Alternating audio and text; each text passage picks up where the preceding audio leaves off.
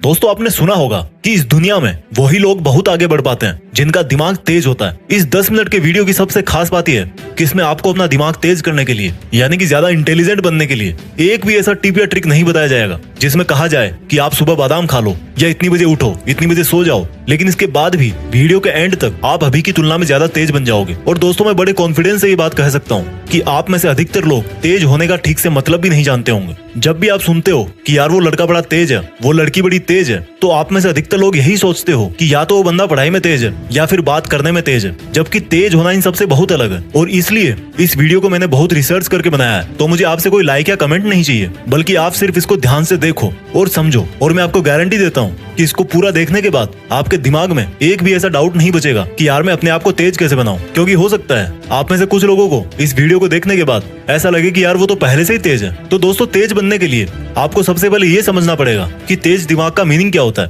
तेज दिमाग का मीनिंग है ज्यादा इंटेलिजेंट होना। और इंटेलिजेंट का मतलब क्या होता है? इंटेलिजेंट दो चीजों से मिलकर बनता है। किसी भी चीज को या क्वालिटी को अच्छी तरह से फटाफट एक्यूरेटली सीखना और उसी फिर सीखे हुए नॉलेज को फ्यूचर में जरूरत पड़ने पर सही ढंग से सही जगह पर काम में लेना।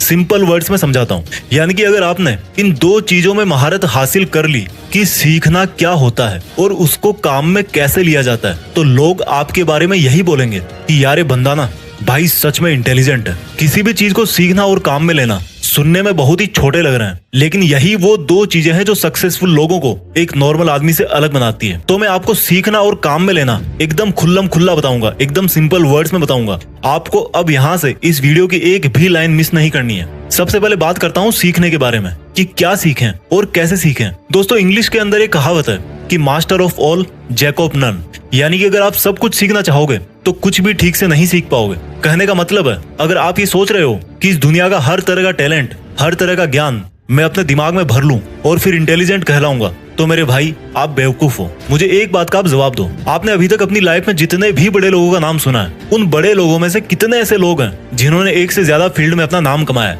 आपको शायद ही ऐसा कोई सक्सेसफुल इंसान मिलेगा जिसने फुटबॉल में वर्ल्ड कप जीता हो, उसी बंदे ने म्यूजिक के अंदर भी ऑस्कर अवार्ड जीता हो, और फिर उसी बंदे ने कोई साइंटिफिक आविष्कार भी किया हो। मेरे भाई जो बंदा इंटरनेशनल फुटबॉल स्टार प्लेयर है ना, उसने सिर्फ और सिर्फ फुटबॉल के मैदान में पूरी उम्र पसीना निकाला है। जिस बंदे ने म्यूजिक में ऑस्कर अवार्ड जीता है, उसने हर दिन और रात सिर्फ और सिर्फ म्यूजिक के अंदर ही लगाया है। जिस बंदे ने किसी नई साइंटिफिक चीज का आविष्कार किया है, उसने हमेशा अपना टाइम अपने साइंटिफिक एक्सपेरिमेंट्स में ही लगाया है। और यही वो एक चीज है जो उनको उस फील्ड में एक आम आदमी से बहुत ज्यादा इंटेलिजेंट बनाती है। जी हाँ, इंटेलिजेंट। इंटेलिजेंट का मतलब ये नहीं है कि सिर्फ अपनी स्कूल लाइफ में हमेशा टॉप करने वाला ही जिंदगी में इंटेलिजेंट कहलाता है। हर वो बंदा जो किसी भी एक फील्ड के बारे में औरों से ज्यादा जानता हो और औरों से ज्यादा करके दिखा सकता है, वो ही असली इंटेलिजेंट कहलाता है। लेकिन हमारे साथ क्या होता है, जब हम टीवी में क्रिकेट देखेंगे तो सोचेंगे कि यार मुझे तो बस क्रिकेटर ही बनना है। एक साल बाद आपका फ्रेंड आईएएस बन जाता है तो आप सोचोगे कि यार अब तो मुझे आईएएस ही बनना है। फिर एक साल बाद आपका कोई दोस्त बहुत बड़ी सक्सेसफुल वेबसाइट बना देता है तो आप सोचोगे कि यार अब तो मुझे वेबसाइट ही बनानी है। इसलिए दोस्तों सबसे पहले आपको यह समझना पड़ेगा कि सक्सेसफुल होने के लिए अपने करियर का, अपने फील्ड का डिसीजन एक बार ही सोच समझ के लिया जाता है। और आपने एक बार जैसा भी डिसीजन ले लिया, आपको उसे कभी नहीं छोड़ना है। क्योंकि मैं 100% कॉन्फिडेंस के साथ बोल सकता हूँ कि अगर आपने हमेशा अपना टारगेट, अपनी डायरेक्शन पूरी जिंदगी भर एक ही तरफ रखी है, तो आप उसमें निश्चित रूप से इंटेलिजेंट बन जाओगे। और इंटेलिजेंट बनने के बाद आप क्या कर सकते हो वो तो आपको भी पता होगा। इसलिए आपको अगर इंटेलिजेंट बनना है तो सब कुछ नहीं सीखना, सिर्फ वही सीखना है जिससे आपका टारगेट पूरा होगा, जिससे आपको वो रिजल्ट मिलेगा जो आप चाहते हो। अगर आपको लगता है कि आपको एक्टिंग सीखनी है तो मरते दम तक आपके दिमाग में हर सेकंड, हर मिनट यही चलना चाहिए कि मुझे सिर्फ एक्टिंग ही करनी है और कोई सेकंड थॉट नहीं है मेरे पास। और ऐसे ही सोच सोच करके आपको अपनी एक्टिंग दिन प्रतिदिन सुधारते रहना है। अगर आपका ड्रीम डॉक्टर बनना है तो आपको हर हाल में यही सोचना है कि मेरे लिए डॉक्टर से बड़ी कोई चीज नहीं है, और आपको सिर्फ और सिर्फ अपनी डॉक्टर वाली इंटेलिजेंस पर ही ध्यान देना है। मैं आपको कील का एग्जांपल देता हूँ। कोई भी कील आगे से जितनी नुकीली होगी वो उतनी ही आसानी से और उतनी ही अंदर तक दीवार में चली जाएगी। तो कील के नुकीले सिरे का मतलब है आपका जो भी फील्ड है, आपकी लाइफ का जो भी टारगेट है, या जो आपने सोचा है कि मुझे यही करना है, आपको सिर्फ उसी पर ही ध्यान देना है, उसी को शार्प करना है, उसी को परफेक्टली सीखने की कोशिश करना है। तो जब आप ये डिसाइड कर लो कि सीखना क्या है तो फिर बात आती है कि उसको सीखे कैसे। आपको एक बहुत ही सिंपल तरीका बताता हूँ। आप जिस भी फील्ड में इंटेलिजेंट बनना चाहते हो, उस फील्ड में ये देखो कि आपसे पहले और कितने इंटेलिजेंट सक्सेसफुल लोग हैं, और उन सब इंटेलिजेंट्स में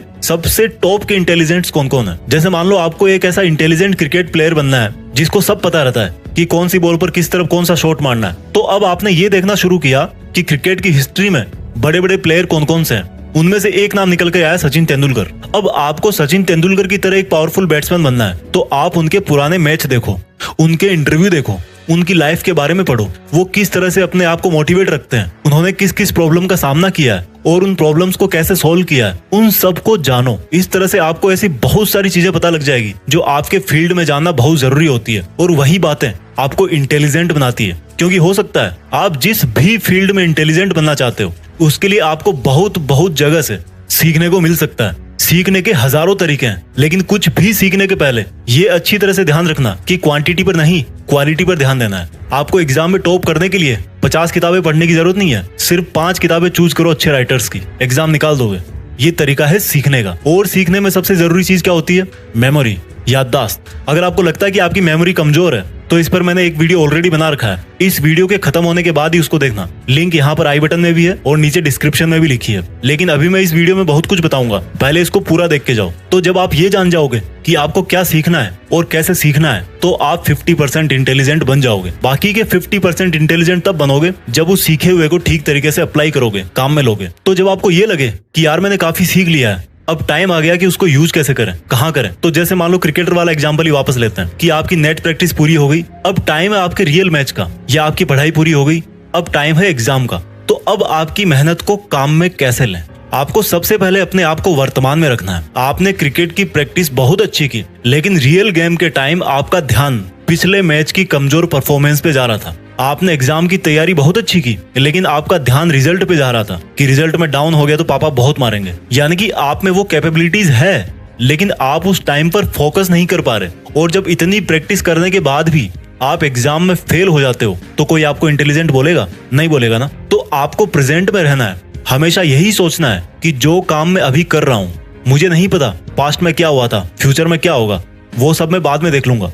मुझे सिर्फ अभी इस काम पर फोकस करना है जो मैंने शुरू किया है। इस तरह से आप अपने सीखे हुए को काम में ले पाओगे। जब आपको लगे कि यार प्रॉब्लम आ रही है, तो आप ये महसूस करो कि जिस प्रॉब्लम में आप अभी हो, उससे निपटने के लिए आपने बहुत पहले ही ईमानदारी से बहुत मेहनत करी है, और आपको अपनी काबिलियत पर पूरा भरोसा है कि आप इस प्रॉब्लम को भी सोल्व कर ही दोगे। ऐसा करने से आपके अंदर कॉन्फिडेंस आएगा। मैं ये नहीं कहता कि कॉन्फिडेंस आने के बाद भी आप उस प्रॉब्लम को सोल्व कर ही दोगे, लेकिन इतना जरूर कहता हूँ कि उस वक्त की असफलता आपको आने वाले टाइम के लिए जरूर तैयार करके जाएगी। और इस तरह से आप अपने नॉलेज को बेटर तरीके से यूज कर सकते हो। प्रॉब्लम के अगेंस्ट अपना रिस्पॉन्स टाइम घटाओ।